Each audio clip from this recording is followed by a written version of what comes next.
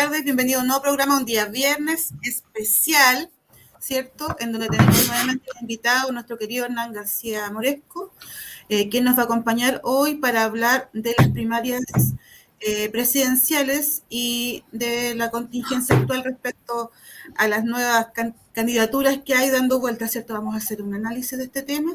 Nos acompaña José Orellana, como siempre, mi compañero. Hola, José. Hernán, ¿cómo estás? Un gusto verte. Igualmente, gusto en saludarlo, aquí a su disposición. Hemos tenido harta contingencia después de que la última vez que conversamos. Lo que planificamos, Sí, conversamos harta agua bajo el río. Sí, para la constituyente, ¿cierto? No pasó nada de lo que planificamos. Fue una tremenda sorpresa el tipo de elección que se hizo y la representación que tuvo, por ejemplo, la lista del pueblo, más que nada los independientes, y de que la derecha no logró, bajo ningún punto de vista, tener el tercio que necesitaba para poder tener voz y voto. O sea, tiene voto, pero ya no tiene voz para reprimir ningún tipo de decisión respecto a la constituyente. Pero primero, ¿cómo has estado? Cuéntame. Hernán. Yo muy bien, muy contento de la invitación. José Orellana tuvo la gentileza de invitarme. Me siento muy grato poder conversar con ustedes. Por lo tanto, si tomamos a partir de la última vez que conversamos el hecho de los resultados constituyentes, lo que nos debiera llamar la atención es la representatividad que alcanzó, o la baja representatividad que alcanzó la derecha chilena. No que no tengan derecho a voto, sino su voto, no que no tengan derecho a voz, sino que su voto no pesa lo que hasta antes del estallido social la sociedad les guardaba en proporción de votación, sino que ya han quedado reducidos a un segmento, a un grupo casi, lamentablemente, casi geográfico. Pero eso debería ser lo sorprendente para nosotros. Lo segundo que nos debería llamar la atención a partir del hecho constituyente es la diversidad de agrupaciones que lograron representatividad en el proceso constituyente. Eso habla muy bien de que la sociedad chilena no es una sociedad del siglo pasado, una sociedad moderna donde su diversidad se ha expresado de la forma más nítida y bella posible.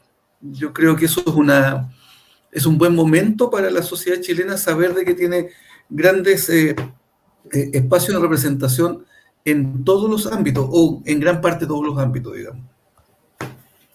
Súper. Eso como para comenzar, digo yo. Sí, bueno, nuestro programa, espérame aquí, déjame, ahí sí. Estábamos perdidos, estamos en el florito hoy día. Bueno, vamos a partir con las preguntas que habíamos preparado para poder conversar contigo, ¿cierto? Y la primera, mira mi lenguaje, no es que siendo inclusivo, solo me equivoqué. Nosotros queremos hablar hoy día de las primarias presidenciales, ¿cierto? De esas primeras presidenciales en donde participaron dos grupos, ¿cierto? La derecha hizo una alianza y el Partido Comunista con el Frente Amplio hicieron otra primaria en particular y salieron dos candidatos, Sichel y Boric. Pero para que nuestro público sepa, y siempre pensando en educar, ¿qué son las elecciones primarias en general? Las elecciones primarias, el profesor Orellana nos podrá ilustrar respecto a la historia y su constitución, pero las elecciones primarias conforman un espacio de decisión participativo pre-elecciones finales, ¿no? Orellana nos podrá decir cómo se podrá llamar la definición formal. Me parece que, José, los franceses le llaman de una forma distinta, ¿cierto?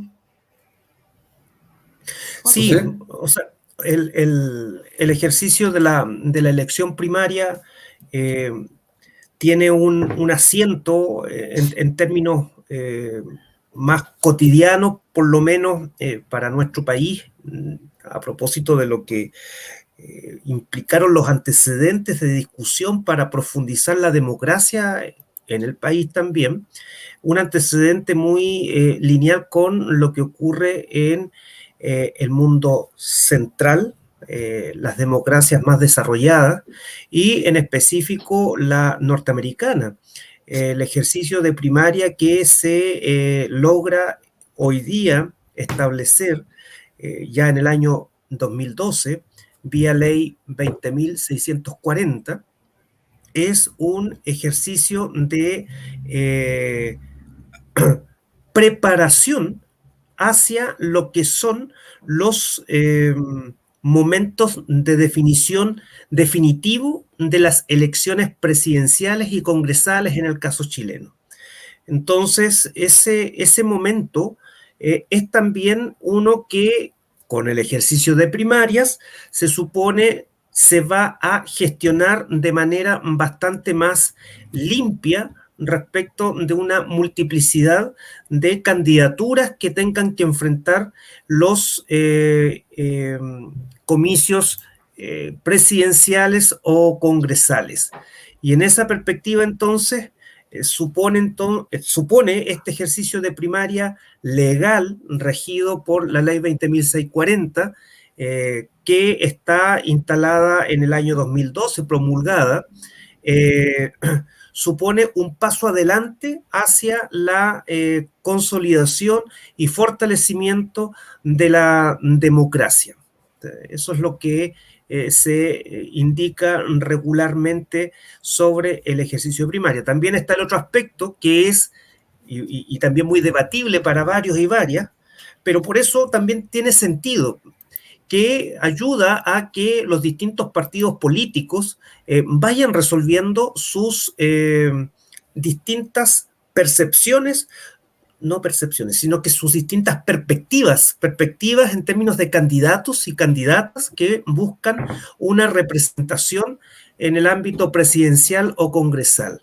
Entonces, sí, en una coalición, que fue lo que nos permitió hoy día el Frente Amplio junto con el Partido Comunista, o Chile Vamos con 4 potenciales candidatos presidenciales, se indica, bueno, antes de que empiece a correr el tiempo de inscripción de los candidatos finales a la elección presidencial, hagamos un ejercicio previo para sacar solamente a uno, ¿no?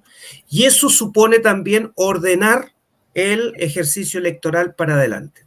Entonces, ¿qué pasa, por ejemplo, ahora con el Partido Socialista, con la Democracia Cristiana y con el Partido Radical, que están viendo recién 3 candidatos por cada partido? ¿Ellos ya no alcanzan a hacer esta primaria legal de la que ustedes están hablando? Pero, a ver, si me permite, no hablemos de primaria legal, porque si hablamos de primaria legal tenemos que colocar la contraparte como primaria ilegal. No es una primaria, no estamos hablando del concepto legal o no legal. Estamos hablando de una primaria que se acoge a la ley que el profesor José Orellana nos indicaba, en función de que el Estado es el que proporciona los elementos necesarios y suficientes para que se desarrolle esta instancia.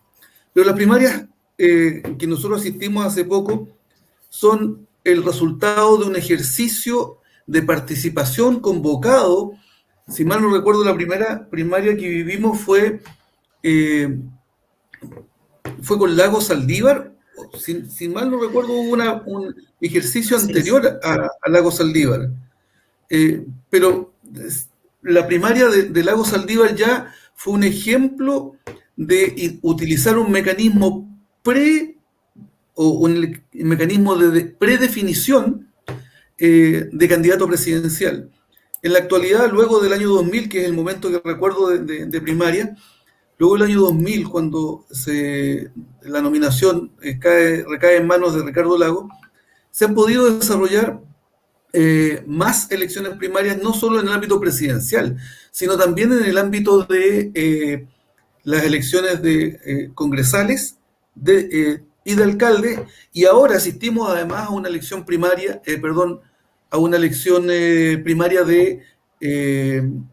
de gobernadores regionales. El proceso de primaria es un ejercicio de participación que los partidos políticos convocan a la ciudadanía, a sus adherentes, pero que por la vía de la inclusión legal es posible descartar quienes no forman parte del pacto que se ha constituido para desarrollar el proceso de primaria. Luego, es importante señalar de que en el caso de lo que estamos viviendo hoy día, que no es un caso aislado, forma parte de procesos anteriores, al no existir acuerdos electorales para constituir un proceso de selección, lo que tenemos es una dilatación en el tiempo de la definición, y por lo tanto quienes no alcanzan a tener un acuerdo en el proceso que la ley establece no pueden participar de esta primaria, llamémosla formal, con el apoyo del Estado. Luego, si quieren hacer una primaria, que es lo que está pasando hoy día, los partidos tienen que organizar, constituir su propio trícel, constituir su propia organización, la logística, la impresión de votos, el padrón, etc. Y en eso estamos hoy día.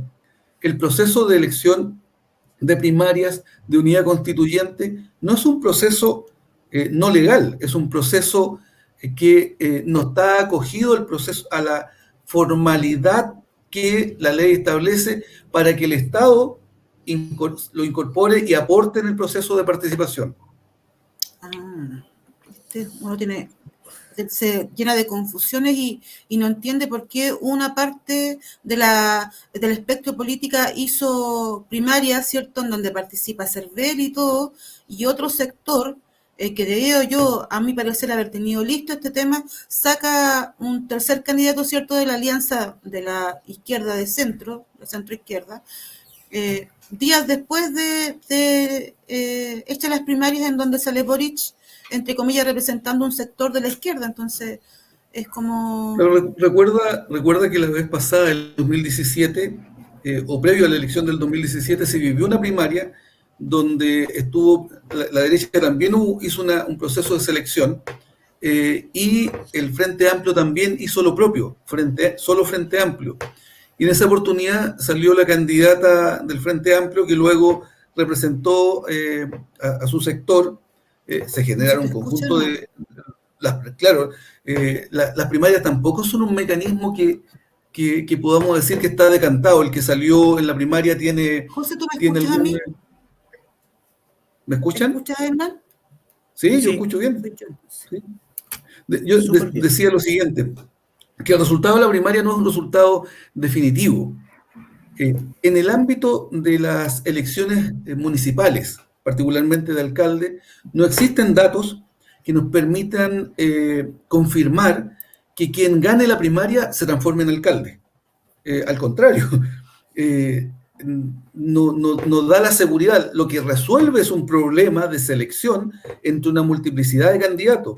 Entre hacer y no hacer primaria, si a mí me preguntaran, yo diría hay que hacer primaria, porque el grado de participación se amplía a lo que se dice con mucha fuerza en esta bolsa de gato donde se echa todo lo malo adentro, y la decisión es entre cuatro paredes.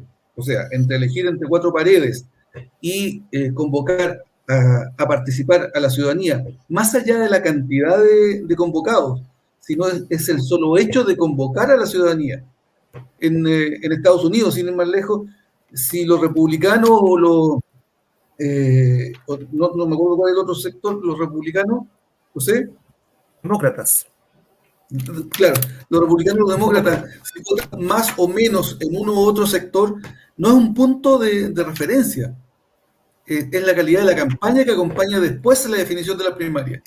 Entonces, nosotros tendemos a colocar mucha matemática en el proceso de elecciones, diciendo de que si Boric ya tiene 1 millón de votos en la mesa, pudiera tener una gran ventaja, pero lo cierto es que en las próximas elecciones presidenciales debieran votar cerca de 7 millones de personas, de los cuales solo ya tomaron una decisión, eventualmente, 3 millones de personas. O sea, todavía faltan 4 millones de personas que tomen decisiones. Y esos 4 millones de personas no van a ser convocados a la primaria de unidad constituyente, porque las condiciones de la convocatoria son muy distintas. la convocatoria de las primarias formales, dirigidas y ejecutadas por CERVEL, tuvieron toda la logística del Estado y la difusión del Estado para poder ser desarrollada. Enhorabuena, la convocatoria fue alta, pero la primaria unidad constituyente no tiene esas condiciones. No van a tener 1.000 o 2.000 centros de votación. Lo que va a haber es uno o dos locales de votación por cada comuna y una participación que a la luz de las primarias formales va a ser menor. Y eso no significa derrota, significa que las condiciones para participar en una primaria son distintas. No sé si ayudo a responder la pregunta. Completamente, Hernán. Te cuento y no solamente a tu persona, sino que a otros y otras que nos puedan estar escuchando. Yo no sé si habrá resuelto el tema Karina, pero estaba teniendo algunos problemas técnicos. Sí, sigue teniendo esos problemas técnicos. En fin, nosotros en lo que respecta la reflexión que realiza Hernán, claramente hoy día nos enfrentamos a una situación que es interesante de escrutarla en la amplitud que implica el proceso político cuando en la dimensión de selección de candidatos se refiere, en la completud. ¿Y eso qué significa? Significa que lo que no puede ocurrir es que un sector importante de un potencial electorado que está representado por una serie de fuerzas políticas no realice un ejercicio que le permita finalmente seleccionar a esas distintas perspectivas, distintas posiciones. Y por lo tanto el ejercicio de una consulta ciudadana, como se le ha venido a denominar por algunos, pero que en definitiva es una primaria del sector que está en condición de estar disputando en el momento de la elección general, por allá en noviembre, un espacio que representa finalmente a un electorado que no necesariamente debiese estarse identificando con los que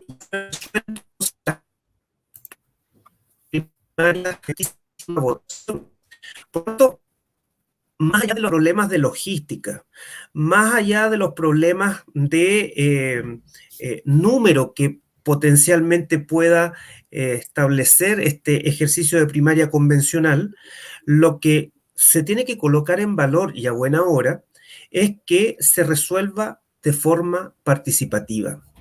Se resuelva de forma participativa, abierta y transparente, porque de lo contrario es ir contra natura respecto de lo que hoy día está ocurriendo en el proceso político chileno, que a buena hora ha venido a colocar en el centro esta necesidad de información, esta necesidad de transparencia y esta necesidad de conocer y reconocer los distintos relatos que tienen los distintos sectores políticos de este otro bloque representado en la unidad constituyente. Ya conocimos bien lo que representa el Frente Amplio junto con el Partido Comunista. También conocimos muy bien qué es lo que representan las posiciones de la derecha de este país. Ahora, habría sido muy bueno haberla conocido antes, pero no se pudo, producto de lo que ya consignó el profesor García. No se lograron los acuerdos previos, pero hoy día se está en esta condición de conocer y reconocer otra vez estas dimensiones políticas, ideológicas, programáticas que van a representar las dos candidatas junto con el candidato. Me refiero a la señora Paula Narváez y a Anna Proboste, y también al señor del Partido Radical, Carlos Maldonado. Maldonado. Así es que yo creo que es una buena noticia finalmente, no solo para resolver un problema interno de la unidad constituyente, sino que para la ciudadanía. Parece que volvió Karina. Sí, tuve que entrar desde mi celular. Lo siento, tengo un problema técnico. Puede pasar en los programas en vivo, así que Sí, por favor, ilumínenme porque yo no los podía escuchar. Así que, pero por lo que estoy entendiendo, están hablando. Sí, José no ha dicho nada todavía, por si acaso. Solo está peinando la barba todo este rato. Entonces, bueno, respecto a lo que le escuché lo último a José, ¿cierto? De estas primarias internas que entiendo ahora va a tener la concertación, por decirlo de alguna manera. Me quedé como en la antigüedad con ese nombre, no me puedo acordar. Claro, de la unidad constituyente. Pero es problema de, como son los mismos, han pasado todo. Yo creo que esa es la confusión. A quien le pregunté y le decir que es la concertación. Bueno, de la señora Paula, ¿cierto? La señora Yasna Proboste y del señor Maldonado, tiene que salir ahora un candidato de esta agrupación llamada Unidad Constituyente, como muy bien me dice el profesor. ¿Y qué expectativa tienen ustedes respecto a esta primaria? ¿Serán ellos realmente los representantes más acordes para estas primarias internas de la Unidad Constituyente? Yo personalmente ¿Puedo no... responder? Sí, de eso se trata, profesor. Primero hay una forma de tratar a la unidad constituyente que es bien compleja, que es como adosarle los males de los 30 años y de los errores que se han cometido, y endosarle solo ese periodo de 30 años. Ese periodo de 30 años tuvo de dulce y agraz, creo yo. Y estos representantes, por si acaso, son representantes. Paula Narváez es representante fidedigna del socialismo democrático chileno. Yo diría que Yasna Proboste es una representante fiel de la democracia cristiana del centro, y Carlos Maldonado de una tradición de la cual uno se puede sentir orgulloso de conocer, que es el Partido Radical.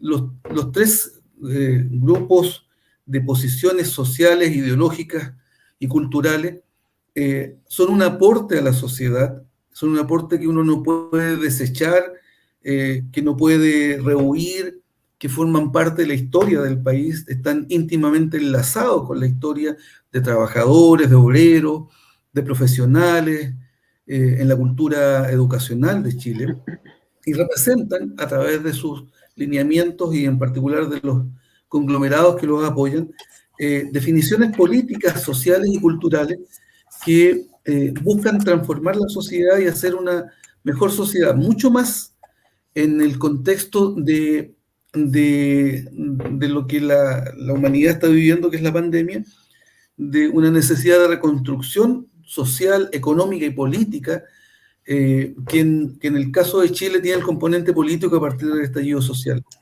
La respuesta que ellos pueden dar son una respuesta alternativa a lo que va a ofrecer Sichel en representación de un sector, o Gabriel Boric en representación de otro sector. Lo que no nos podría pasar es que segmentáramos la sociedad en función de buenos o malos, de jóvenes o viejos, o de quienes viven, fueron parte de una historia que no puede ser negada. Hay un artículo hace pocos días atrás que hablaba de los revolucionarios, de la oportunidad de ser revolucionario, de todos aquellos exministros que trabajaron, vivieron al amparo de la concertación, y hoy día, en un afán de ser opción de cambio, para decirlo en elegante, cambian de vereda y desconocen de la responsabilidad que tienen al haber sido parte de lo bueno y de lo malo. Y en la vida uno le toca vivir y hacer cosas de las cuales se puede sentir muy orgulloso y de las cuales se puede sentir arrepentido de haber hecho. Pero uno no puede rehuir a su historia. Y en política, con mayor razón. Entonces, efectivamente, ante la pregunta si ellos son representantes, los tres, Yarna Proboste, Paula Narváez y Carlos Maldonado, son representantes de la centroizquierda de Chile, un sector que ha gobernado Chile, que tiene experiencia y que tiene propuestas de futuro, porque eso es un momento de elecciones, un espacio donde la sociedad puede pararse a ver cómo se puede ordenar el futuro. Y el futuro de nuestro país requiere de oportunidades que le permitan cambios y que no signifiquen esto es como el estallido social. El estallido social no es baluarte de un sector. Todos los que quisieron pararse en el estallido social, en la Plaza de la Dignidad, fueron olímpicamente sacados de ahí. Todos los que quieran atribuirse definiciones respecto de lo malo de la, comillas, concertación, tienen que pensarlo bien porque fueron parte del gobierno, tanto el Partido Comunista como gente de Revolución Democrática o el Frente Amplio. Uno no podría rehuir. De hecho, ellos estuvieron en los acuerdos, ¿cierto?, para que se hicieran las elecciones de constituyentes. Ellos salieron todos en fotos, ¿cierto?, estaban todos ahí presentes, viendo y formando cómo se iba a llevar a cabo las elecciones de los convencionales. Entonces, son todos parte. Consulta técnica. En esta primaria que se va a dar con la Democracia Cristiana, con el Partido Socialista, con el Partido Radical, ¿van a poder participar gente de la ciudadanía que no sea de los partidos, o va a ser cerrado solo a los partidos que están participando en esta primaria interna? Hay diferentes tipos de primarias. Nosotros en Chile en general hemos hecho primarias restringidas solo a los independientes y a los pactos que apoyan los candidatos, a los militantes de los pactos que apoyan los candidatos. Esa es la afirmación. Por lo tanto, en esta primaria no podrían participar las personas que son de derecha o que militan en un partido de derecha o que militan en el Partido Comunista. Por más que ellos quieran participar, se sientan convocados por uno de los candidatos que nosotros buscamos elegir para que representen las mejores propuestas y opciones del Chile del futuro. Por más que ellos quisieran venir a votar, no debieran, primero no correspondería, y segundo, no está dentro de las reglas éticas que hoy día tenemos, pero la participación debería ser una participación amplia, no es una participación... Abierta, a los no militantes me refiero yo, ya, eso. Sí, es una participación abierta a los no militantes, es una convocatoria para toda la sociedad. Eso es importante.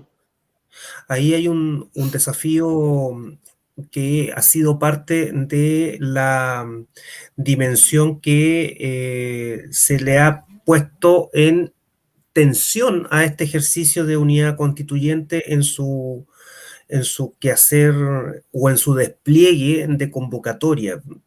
Y yo creo que ese es un ejercicio que tendrá que unidad constituyente proyectar de forma importante en este escaso tiempo que queda para difundir lo que más se pueda, ya sea desde sus candidaturas, cada una de ellas, desde sus comandos, y también una circunstancia de comando general también, de generar las mejores condiciones de difusión e invitación convocatoria para los potenciales votantes independientes y, por supuesto, los que están militando en los partidos políticos que están en este pacto de unidad constituyente.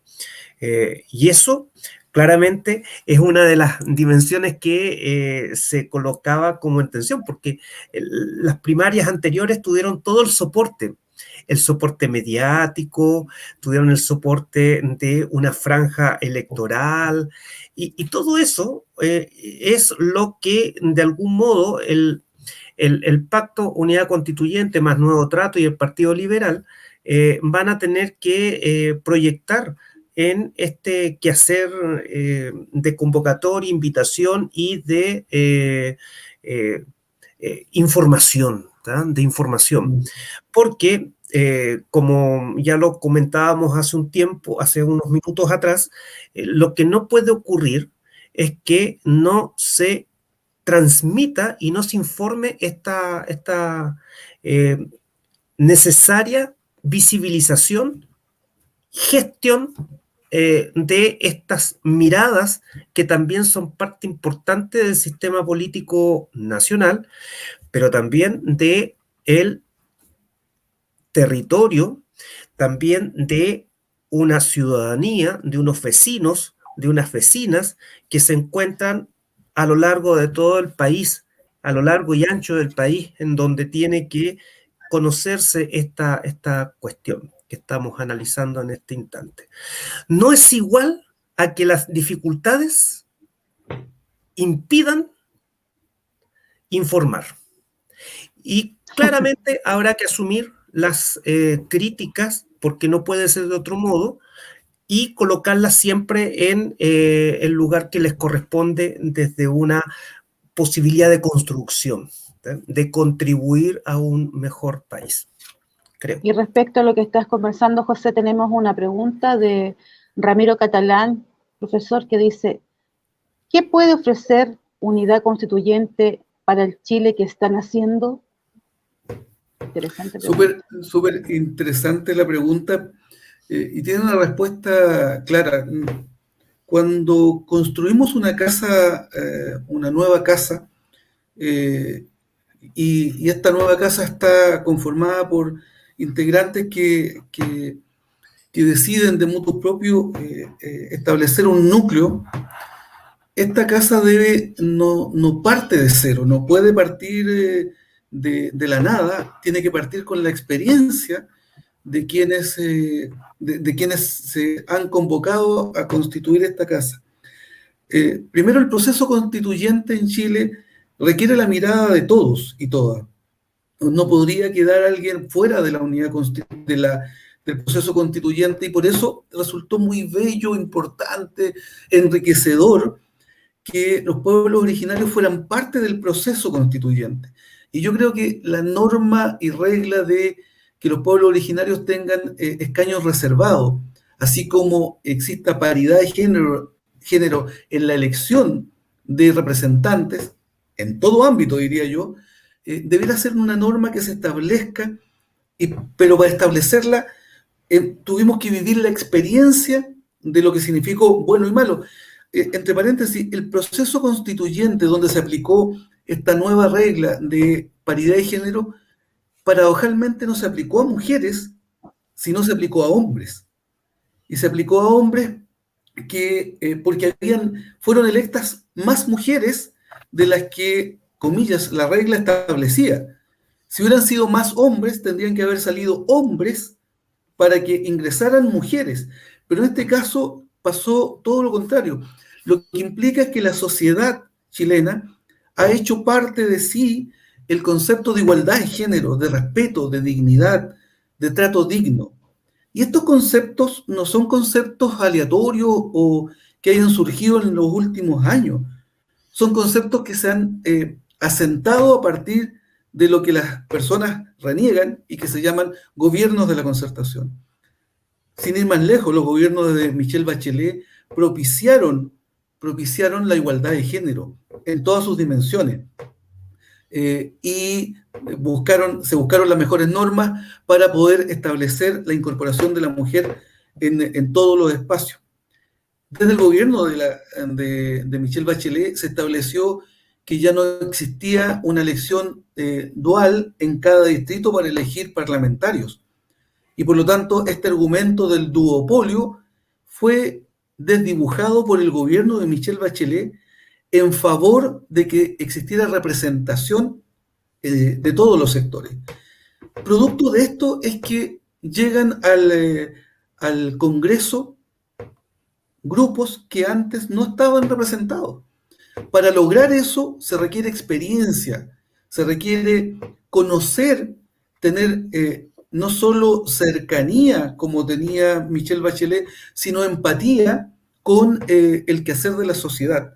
¿Qué puede ofrecer Unidad Constituyente? ¿Qué pueden ofrecer los candidatos para el nuevo Chile? Partamos de la base que el nuevo Chile es el resultado de un cambio social que tiene su origen en el 18 de octubre. Y ese cambio social se basa en una búsqueda de no solo más democracia, sino más igualdad y más dignidad. ¿Quién puede ofrecer más dignidad, más igualdad, más democracia? No podrían ser entidades que nacen en un determinado momento. La sociedad se ofrece un orden, la familia se ofrece un orden que permita dar a cada uno de los integrantes de esta familia, que hoy día somos 3 aquí dialogando, nos damos un orden y usamos nuestra experiencia para poder compartir con los demás. Sin la experiencia, sin el valor que en la cultura asiática se le da a los años de trabajo, de respeto, de cultura, nuestra sociedad, nuestra nueva sociedad, como decía la pregunta, debiera considerar que la experiencia de nuestros adultos mayores, no quiero decir que la barba sea un ejemplo de experiencia de adulto mayor, no, muy alejado de eso. De hecho, me han pedido que tenga la prudencia de no dejarme la barba tan larga, para no hacer competencia con José. Con José, claro. Tendría que estar peinándome todo el día. Debe ser difícil eso. Pero para volver al elemento central, hoy día es impensado que alguien no considere los derechos humanos como un eje central de la discusión y el respeto a la vida. Yo no podría hacer un uso indebido de quienes fueron violentados en sus derechos humanos durante la dictadura. Pero ¿quién más que personas que han sufrido en carne propia los vejámenes y los dolorosos años de dictadura, que puedan compartir su triste, dolorosa, pero su experiencia de vida para poder hacer crecer en las nuevas generaciones una cultura de respeto hacia todos y todas? No podemos pensar en una sociedad que nace a partir de la nada. Unidad Constituyente tiene una historia, sus dirigentes tienen una historia, y esa historia tiene que ser utilizada como todas las virtudes, tiene que ser utilizada en favor de cambios que ayuden a todos los sectores. Lo que viene para el próximo gobierno no es un gobierno que le va a ganar a la derecha tan solo, es un gobierno que va a enfrentar una situación económica, social, cultural, psicológica, muy compleja. No va a ser tan fácil llegar y decir ahora vamos a subir los impuestos. No se soluciona todo con subir impuestos. Ahora vamos a decir que retornamos a clases sin definición alguna. No va a ser tan fácil. La sociedad que viene ya no es una sociedad solo de presencialidad, también es una sociedad telemática. Nos hemos incorporado a la tecnología forzosamente, pero no tenemos cultura tecnológica, tenemos una brecha digital que requiere la nueva sociedad que pueda ser desarrollada. Esta nueva sociedad va a requerir, no va a ser posible construir casas Copeva en el futuro, casas de 2x2. La nueva sociedad requiere de espacios donde las personas sean tratadas en su dignidad al momento de recibir un beneficio del Estado. No vamos a poder tener un Estado que esté ajeno al respeto de las personas. Se va a requerir un Estado, por decirlo como ejemplo, un banco-Estado que opere para que las personas no tengan necesidad de presencialidad para hacer sus trámites, una mayor atención digital, etcétera. ¿Qué puede ofrecer la Unidad Constituyente? Es experiencia. Y forjar a partir de esa experiencia en sus mejores cuadros, jóvenes, profesionales, personas con hombres, mujeres, que han vivido y han podido crecer al amparo de esta democracia que ha sido construida por quienes defendieron los derechos humanos y lograron también un cambio de sociedad. Claro. Hernán, ya estamos en los 40 minutos de programa, como siempre pasa muy rápido. Como conclusión, puedo decir, cierto, que todas las primarias sirven en el proceso democrático para sacar a los mejores representantes de nuestro país y la competencia sea limpia en el mes de noviembre. Tenemos una última pregunta del público, que es de Roberto Figueroa, y dice: ¿qué opinión le merece la velada amenaza de Sichel a parlamentarios que aprueben el cuarto retiro de fondos de las AFP? Esto es totalmente contingente. Contingente. Primero, una democracia no puede estar la amenaza como factor de decisión. Nosotros tenemos parlamentarios que deciden, que además debieran decidir en consonancia con sus propios representados, son representantes sociales. Estos representantes debieran decidir al amparo de quienes representan territorialmente y socialmente, y no en función de la instrucción que pueda dar un candidato respecto de una situación puntual. Segundo, el cuarto retiro podría ser un mecanismo de solución ante la incapacidad del gobierno de ofrecer soluciones como Estado. El Estado ha estado muy lejos de ser un instrumento de apoyo para la sociedad.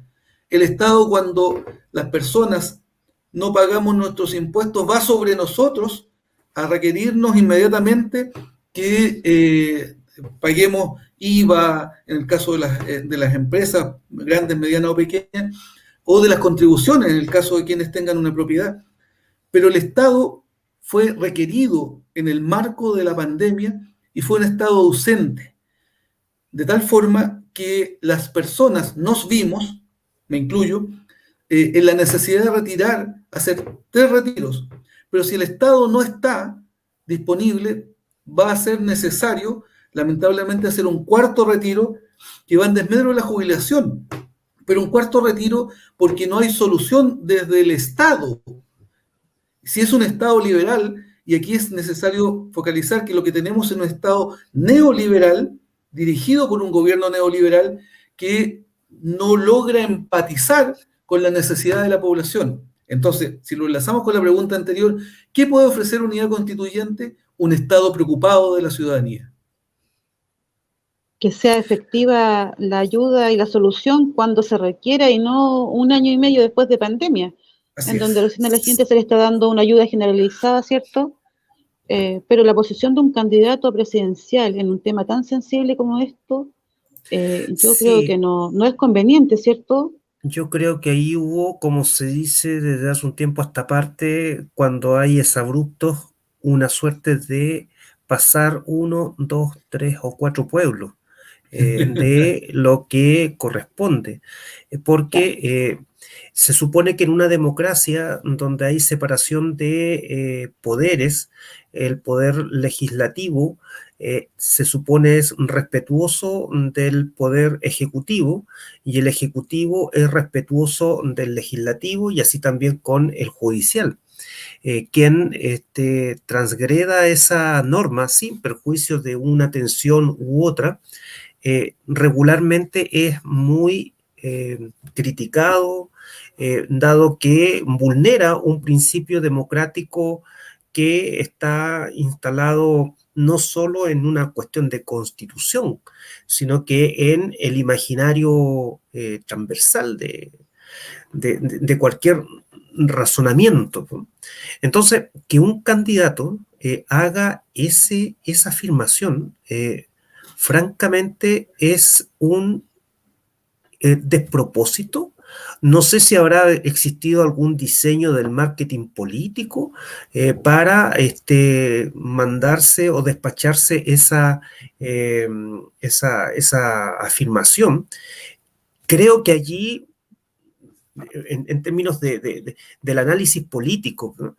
También se da cuenta de la debilidad en la cual se encuentra hoy día el sector de Chile Vamos, la derecha, en donde es depositario de un candidato que no necesariamente se le ancla a lo que es el ethos de Chile Vamos. Por lo tanto, esas pasadas de pueblo, Karina, con su reloj y todo, ¿no? Es una consecuencia de la crisis en la que se encuentra la derecha política y económica de este país. Así es. Hernán, ya llegamos al final de nuestro programa. Tus palabras de despedida, ¿cierto? En la connotación de nuestro análisis de elecciones primarias y primarias convencionales. Lo que uno debiera decir primero es que el espacio de primaria es un espacio de participación abierto que permite a la ciudadanía, a las personas, sentirse integrados en la toma de decisiones. Nosotros no debiéramos solo tomar decisiones, ser parte de las decisiones cuando vamos a votar, en este caso en noviembre, sino en todo el proceso. El instrumento de votación debiera ser un instrumento más allá, esto es una apreciación personal, más allá de solo seleccionar personas, sino también poder tomar partido en los programas, en las ideas que acompañarán a las candidaturas. Pero en el presente lo que tenemos es una selección de personas que van acompañadas de programas idearios que buscan ayudar a la sociedad que se nos viene encima al Chile del 2022-23 hacia adelante, donde la pobreza va a estar más elevada, los indicadores de cesantía van a ser altos, la salud va a ser el eje central de la vida diaria, manteniendo las definiciones que hoy día tenemos de distancia física, de lavado de manos, de uso de mascarilla. Si ustedes circulan hoy día en el pueblo, en el territorio, van a encontrar que todavía hay personas que no usan mascarilla en forma adecuada, son los menos, pero hay que indicar de que es necesario tener en consideración el respeto hacia los demás, el respeto hacia nuestros familiares en el uso de mascarilla y en el uso de todos los implementos necesarios. La convocatoria para el 21 de agosto es a todos y a todas a participar en el proceso de primaria de unidad constituyente porque ofrece una opción de cambio social con responsabilidad y con experiencia, sin renegar de su historia y sintiéndose orgulloso de los logros que hemos tenido en este país. Muchas gracias, Hernán. José, un gusto verte nuevamente. Invitamos a nuestros auditores a buscarnos en la página de la Mesa de Unidad Social en Facebook, en UNETV, ¿cierto? También en Facebook y en Oveja TV. Un gusto verlos y nos vemos en un próximo programa. Cuídense. Muchas gracias, que estén muy bien. Chao, chao. Chao. Chao.